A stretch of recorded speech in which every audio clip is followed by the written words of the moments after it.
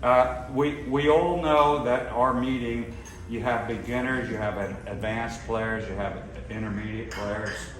So some of these licks will be good for a beginner, maybe intermediate. It won't be good for an advanced player, but we have to start someplace. And I'm not sure how loud this is going to be, so let's just listen to it first and see. Too loud, Mike, or what? Okay.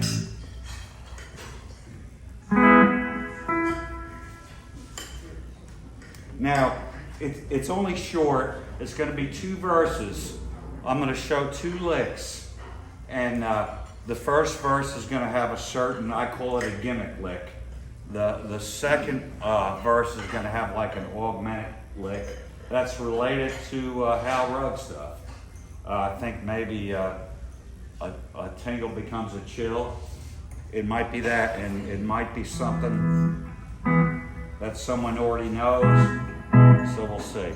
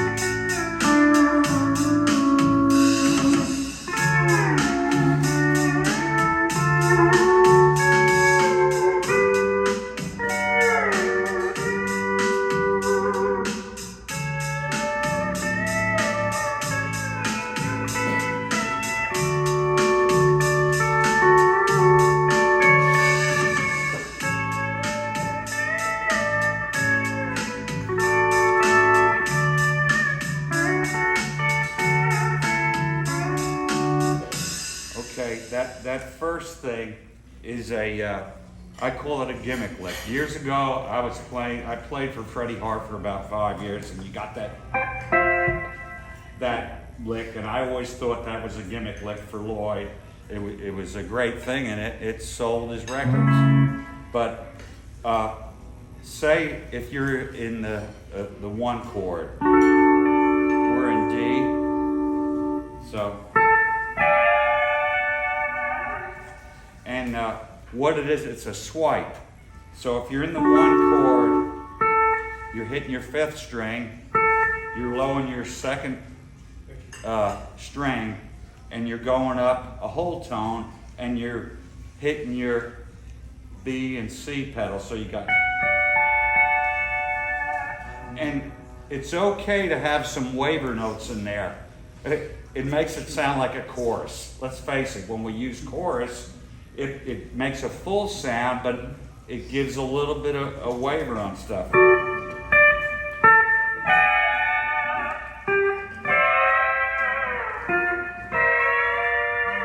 So it's something you can use on things, and I call it more of a gimmick lick, but you can put it in any song you want. So again, if you're in the 1 chord, 5th string, lower your 2nd string, and hit your B and C pedals and swipe 4, 3, all the way up to 1. And it almost sounds unison. So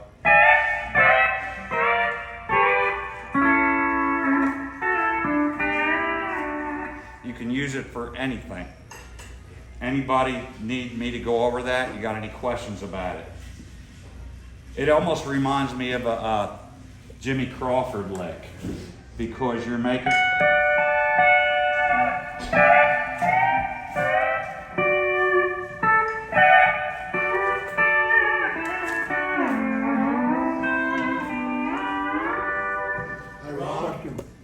Are you dropping to a whole or a half? Half. Half. So that's open.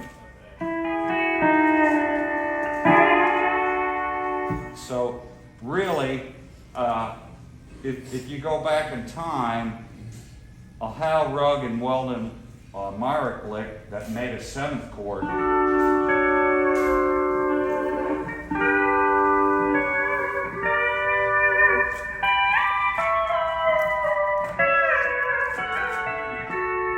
So that's where that comes from. You know, it sounds a little bit off there, but if you put it in with a rhythm track or someone singing it, it works out. So.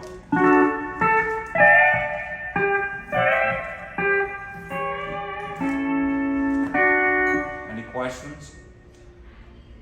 Anybody want to take a video of it close up, or is it just, should I throw it in Mike's, Videoing? or should I throw it in Mike's cardboard box under Jefferson Street Bridge? You've always got a backup, don't you, Mike? Yeah. Is it better to take it from the front? I got my other box. You ready? From this You angle. ready, Drew? Yeah, I'm ready. Okay, you're in a 1 chord, you're hitting your 5th string, lowering your 2nd string, going up a whole tone.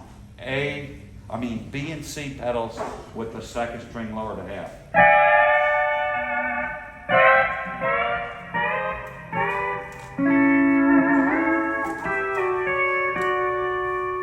Good enough? Cool. Yeah. So, Excellent. Thank you. and she's got evidence right up there, so I'm already not working in this town, but I'll never work again. You're fine.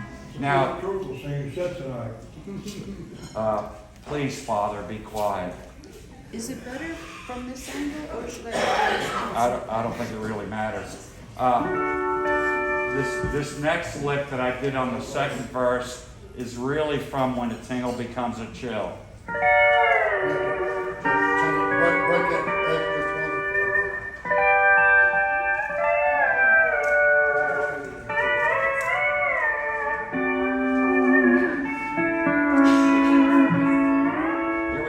1. I do that a lot on slow, pretty songs, thanks to Hal, which was a magnificent job he did on that. You don't do it So- on my songs. And that lick is an augmented lick, and what it's great for is going from a 1 to a 4, a 5 to a 1. So here we are.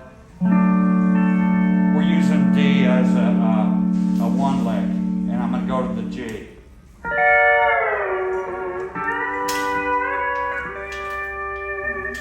So all we're doing, guys that don't know their augmented licks, we're hitting A and B pedals and raising our E's to F. And that's all it is. Yeah, it's a chord that sounds out of tune, but it works. And you're using your vibrato and the band to fill it in. So, you know.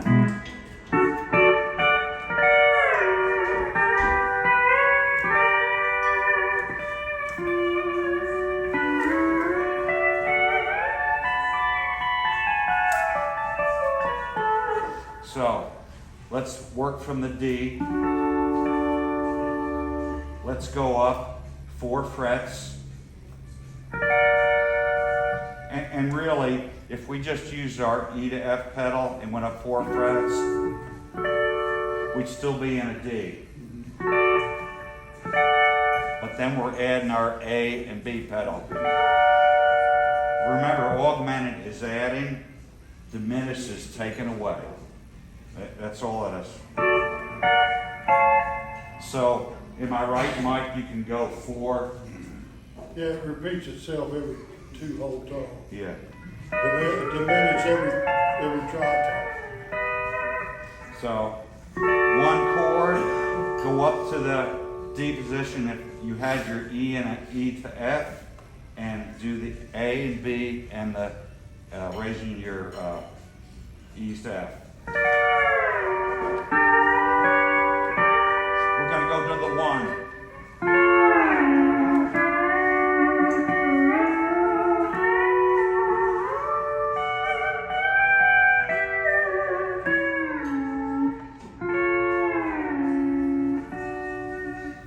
and it's simple, it's pretty, it's from the Hal Rugg days.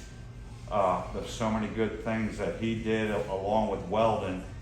You know, they must have been in a room someplace, just coming up with these things. Again, you've got that. Hear how you're lowering your second string, it's giving that seventh kind of dissonant. Oh.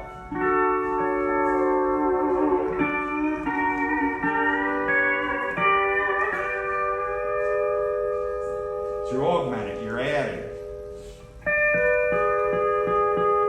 So that E's to F is really, really an important pedal, you know.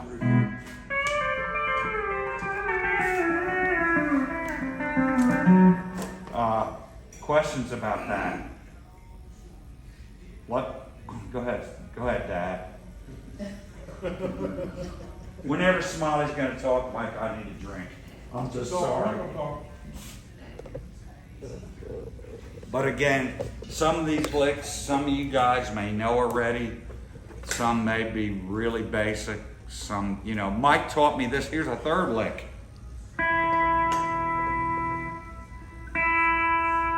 I stole that from Mike. It's an E note. It took me 6 months. I like what that fan's doing. Oh, you're right. That is my course. Listen. The only fan he's got. I had a fan club working with God died. Yep, that's it. Maybe sometime in the future, Mike. I've had a lot of guys on the forum.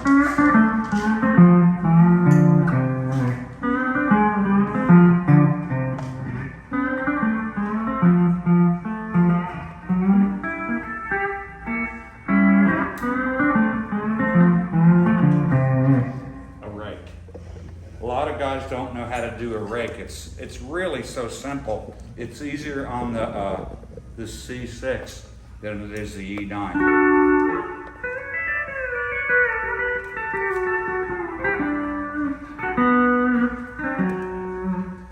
Same thing, but to me, it's harder to do on the E9. But the C6, it just lays there. And Mike's a great C6 player, so he knows what I'm talking about. You know. The thing with that is the difference between the two tunings. You're dealing with the E-neck. You're dealing with a bunch of overtones. Yeah. And stuff.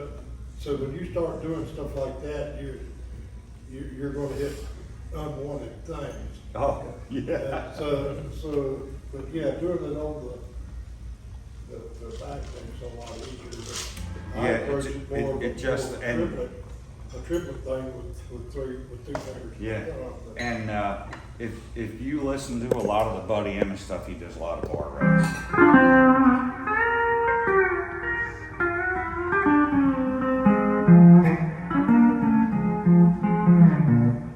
The thing about Buddy, his guitar he played out the fingers. They were afraid of him. I heard a thing that Buddy did not long ago. It was when he was with John Anderson on a date. It's on YouTube, and he does I love doing rakes, and he did a rake and just waited more than most of us would be until he. You know, you've got that.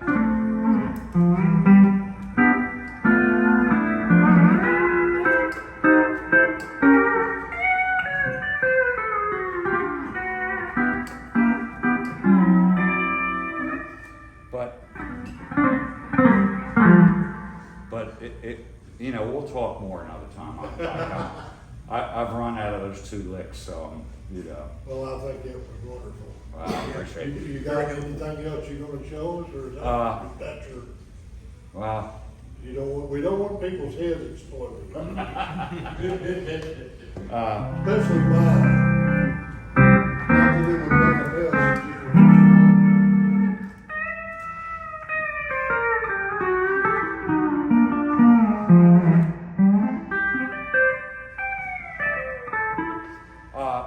I guess we're already deep into the rake. Hal Rugg did a rake a certain way, and he did this a lot.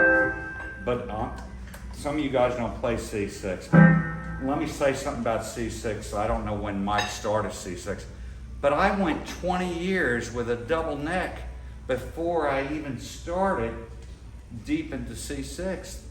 You know, I learned to play a couple instrumentals like, but I got into it later on, and I just love playing C6. Where did you start with C6? Well, I'll tell you what, I brag about Buddy Emmett's C6 course. It's short, but it relates it to E9. Got your 1, even though you're playing a C6.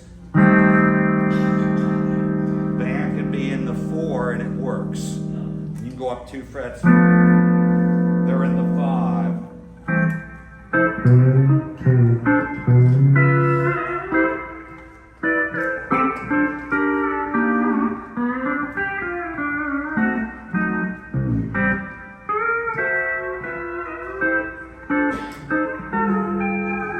With all the mistakes in there.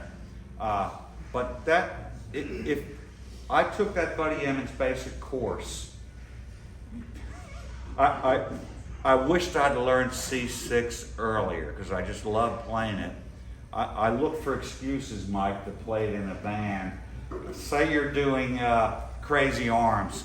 You could switch over to C6 easy or Release Me and play that instead of just E9 all the way. But Buddy just explaining that. 1, 4, 5, and it's all just C6 with 1 pedal. And what I did was I took that course and I burned it onto the CD. And I would listen to it in my car because you can't just listen to Buddy one time and think you got it all. So if I had I almost lost jobs because of you back there. Yeah, we never really met, but I know of you. I was threatened different times. If you don't do this, I'll hire him. So I already like you. But yeah, I listen to it. If I had a 4 or 5 hour drive, I'd put that in there and listen to Buddy talking about the C6 so it would sink in. And Mike has had a great chance to study under Curly Chalker. Am I right, Mike? And I've got on my phone right now, and I've recorded it for you. It's a clip from a Jimmy Dickens tune, who I used to play with for about a year. And back then, I didn't play C6. I would love to change the times now and be able to play my C6 chops with Tater. But it's Curly Chalker instead of Buddy Evans playing on a break. And it's just great. Yeah, he did the Decca stuff. Chalker did the Decca stuff. See, I didn't know that. Yeah, he did. That was a greatest hits album where he redid, like for the 3rd or 4th time, all them old hits. Yeah. From the 50s, and Chalker was on Chalker and Harold Bradley and all that bunch. And they're one of the greatest. People don't give Curly the credit due as an E9 player, but some of the prettiest E9 work I ever heard was a Dickens record called Death in the Family. And that's Curly on it. Yeah. Oh, man. And if you listen to Curly, he's pretty soulful on E9, isn't he, Mike? He what? He's pretty soulful on E9. You know, some people didn't give him credit, didn't think he was a good E9 player, but he was a good E9 player. He was musically, he was about as close to a genius as you could be. He wasn't a people person. That's right. That was a big complaint about Curly Chalker. But he, as far as musically, Yeah. he was brilliant. Yeah. There's some things I like what he did better than, I don't think anybody could do any better, but I'm the same way with Lenny and Ward. Yeah. the things that they did on records, and nobody could do that. I wished I knew. I've got a bunch of audio recorded on here, but I didn't title that thing with Jimmy Dickens and Curly Chalker, so you guys would have to hear a bunch of my notes, of stuff. But it was just so good to play that in the studio. Here's what I got distracted. The rake. The rake, I use my middle finger, I use the bar, I use my index finger. But the Hal Rugg thing was, I'm sorry. Hear that? And Hal did that on the top number 1 D string, the second string, and the third string. That other one was the M stop. Well, one thing you need to, a lot of people don't realize, back in the '60s, late '60s, before he went to that weird E9, Yes. E6, when he was playing C6, he used Curly's tuning. He didn't play Did a standard C6 tuning. And that's when he was best, I think. And one of the greatest examples of that, of him playing that on the record, is a Osborne Brothers record called "No Good Son of a Gun." Yes, I've heard that. And he played a solo in there, and the ending with it. This was, even then, I was just a kid, I want to go and smack him. I don't know if I would smack him or kiss him, it's that good, Yeah. But Hal was a chameleon, he could make you think he was somebody else. Well, everybody in here answer me something about Hal.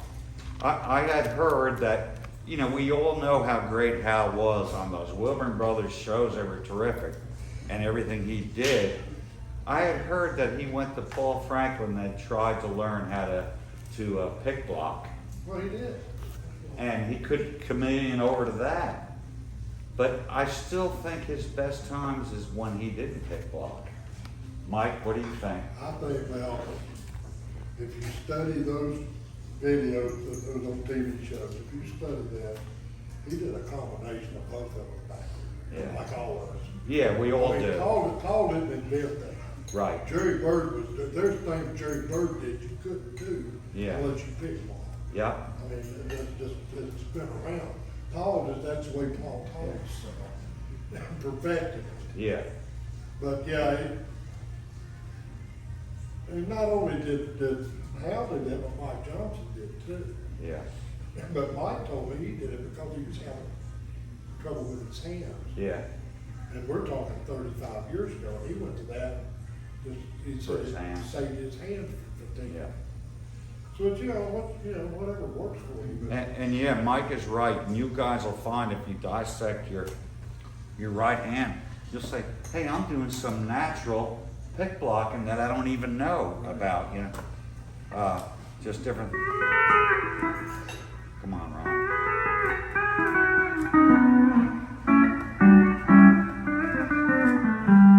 That lick incorporates some bomb. things you can't get up to speed Yeah. to do unless you do that. Yeah, Like banjo rolls. right. You have to.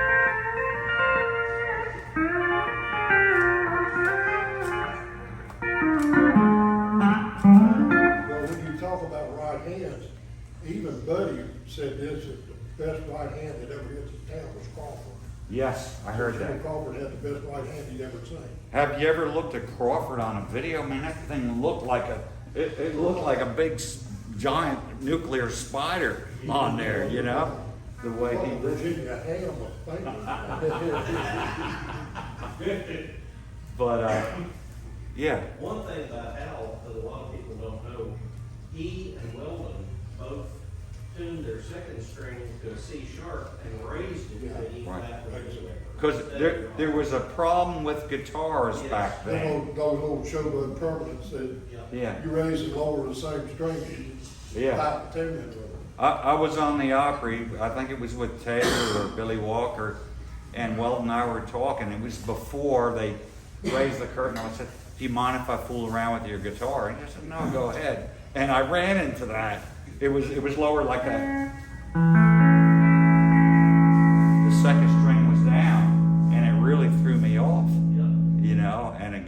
I read that it was because there was an issue with guitars back then. It was the best way to put that down, you know? And they would, well, you had a half stop, you'd have the half stop to get. Well, at one time, they had two different knee levers. One raised it up high, the other raised up low. Yeah. That was part of the reason why he was able, you know, that ride on Whiskey River. Yeah. The Weldon played. Yeah. You know that section where it goes to the two and he goes da da da da da da da da. Yeah. Part of the reason he was able to get that as quick as he did. Yeah. And as accurately as he did was because of the fact. Because he had that on there, yeah. Because he had that instead of Yeah. standard draw. Just great history of stuff, you know? But, anyway, you know, Well, here's a question, I want to have this in front of everybody. I know we're getting to look at the bud, but this is a history thing, and I want to know if Smiley ever got the fretboard treatment at the Opry. Did you ever get fretboarded at the Opry from Weldon and Howe? You what? Did they ever fretboard you at the Opry? No, Weldon got that done. I know they did it to a lot of people. Chuck Jackson did that to Weldon. Put the fretboard down there and moved it up one fret. I know they were horrible. It was always a new guy. The first time I played over there, they all come around and made a semicircle and stood and blocked the light. I mean, blocked the light. And had Weldon, and I mean, you know how tall Weldon was. Yeah. It's like a totally cliff. Him standing there and all these guys, Doug Journey and Ron Elliott, I mean, it was like 15 of them in a circle around me. And I'm thinking, well, okay. And it's bad enough, I went up there and I said, well, can I use your stew? No, you gotta use that no. And they had these milking stew, but they had one that was sawed down that was about that high. I think you not. It was that. I had to sit on that, and I had this big old 66 Simmons. Looked like it was drug behind a truck 40 miles. And I sit down at that thing, and I'm doing like that, and the knee levers are up here. I mean, you know, I'm having to do this. And they just stand there. And I looked up at Weldon and said, and I had the intro. I was working with Clint Gregory, and if it weren't for country music, I'd go crazy. Yeah. Was the big record of his at that time. And Buddy played this weird intro, and it's bad enough at the Opry House, you can't hear the drummer count anything, because it's like you're in a vacuum. But I'm sitting, and there they are going, they're precious. And the only reason that they couldn't do it, that Weldon said that they had an old image fretboard, they'd have done me if I'd have got out there sooner. yeah. But and then, I'm gonna give one more portion of this story and then I'm gonna shut up. We were sharing a dressing room with Dale Reed. I know everybody who's been here a while knows who Dale was. Danny played. Huh? Danny played. Dale opened the door for me to go out. And I'm backing out the door with my guitar in my hand to go do my spot. Well, I don't know how many people know who my father-in-law was. It was Charlie Collins, played for we wasn't my father-in-law at this time. I'm backing out, my back's to the hallway, and Roy Acuff and the Smoky Mountain Boys coming up the hallway together. Well, and those guys that played the Opry knew how Oz was. He had these oversized shoes like a clown was wearing. And that floor, backstage, just hard floor. He'd take it, he just, like that, and it sounded like a rifle going off. And it just reverberated all over the place. And I didn't see him, and he slapped that shoe down there. I thought somebody shot me, and I jumped straight up in the air. And I come down and landed on Carol Lee Cooper. I'm standing there, just, I get shaking. Oh God, just a kid, you know, you ain't gonna be kid. She said, oh, are you all right? She put her arms around, so I'm getting better. She looked around at Oswald and said, you ought to be ashamed of yourself scaring this young man like that. And I looked around and there's all a future father-in-law. I didn't know him then, but now that married his daughter, but he You're just, talking about they're all laughing. Charlie Collins, Yeah. right? Yeah. He We're was all with laughing them at for me. years. And so I go out, that was the state I was in when I walked out to the stage. Yeah. Looked like Wichita. Well, another joke they played with tuning someone's steel or putting a fretboard. Jimmy Yates, back in the early 80s, that's who I got the job from to work for Tater. But he went to work for Gene Shepard and I went to work for Jimmy Dickens. He would always leave his steel at the Opry for a whole week. And he was known for not tuning it. Once it was in tune, he would come back on stage and tune it. So they got there before he did and tuned it all down a half tone. So he's practicing in the back room and he's thinking he's great. And he kicks the Gene Shepard song off and they're a half tone off. And of course they're all laughing at him back there, so, you know. You know, one thing that I did hear, somebody I know from back home came down here to Jeff Newman's school. And there's a girl. And she come down here for Jeff Newman's school for a week. And Buddy did a concert hall. She was down here. Well, he was doing some of the teaching also. Well, so she went into the classroom one morning, and she didn't know if it was Buddy or Jeff, but whoever it was had put fishing sinker weights all along all the strings, and put it where the sinker weight was against the black part of the fretboard. You couldn't see it. Did you put a bar on the string? They also did at the Uncle Josh, the dobro player for Lester Flatnell, and they put sinker weights on his dobro. Well, I want to thank everybody for coming out. And once again, Patty Long from New Zealand, he went to try for the longest drive. He's flying out to Texas tomorrow. How many's going to Texas besides me and him that's in here? It's just me. But you'll get there for me. But anyway, I want to thank everybody. Do I have a motion to close the meeting? That seconded? All in favor? Aye. Thank y'all again. We'll see you in April. Thanks, Ron.